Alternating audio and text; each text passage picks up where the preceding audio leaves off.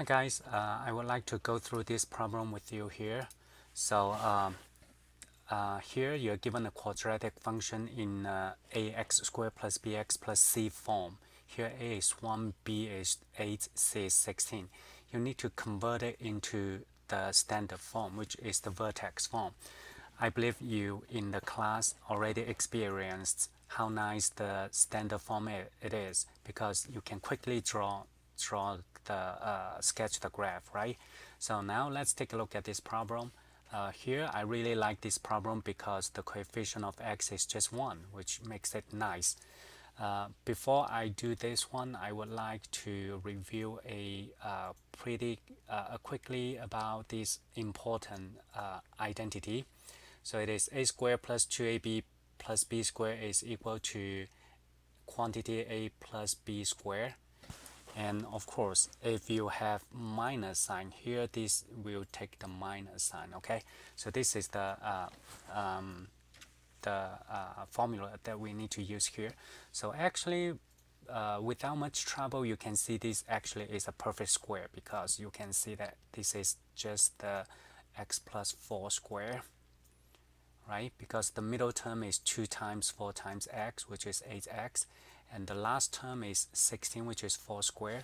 So with that, I can quickly type in x squared plus 4 and then square, right?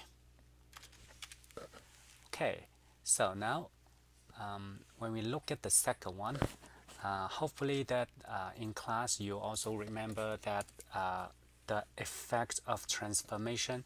So if you know the graph of x squared, how do you sketch the graph of x plus 4 squared? So here you should think of this as x minus a number, and this number is gonna be -4. That tells you the horizontal shift. So this actually is shifting to the left 4 units. So therefore I know it's gotta be this particular graph. Okay, so will be the part A, this particular graph. Now, if you can recall that the function that we have is x plus 4 square. Of course, here you should think of this as plus 0. Okay, so again, you want to imagine this as x minus the -4. Let me change these two. So I'm going to put that in red, -4. Okay, and then square, and then plus, and then this is going to be 0. So this tells you the vertex. These two numbers tells you where the vertex is. So therefore this should be -4 and 0. Okay, so that's the vertex. And the axis of symmetry, you already know the graph looks like this, right?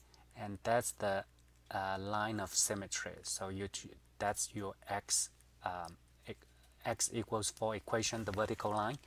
And x-intercept is when you set the y to 0.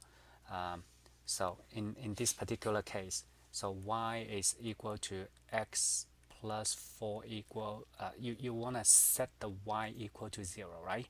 And in order for this to be 0, this x has to be -4. This x has to be -4. So I'm going to say -4 and 0. By the way, you can see this from the graph as well, because the graph looks like this.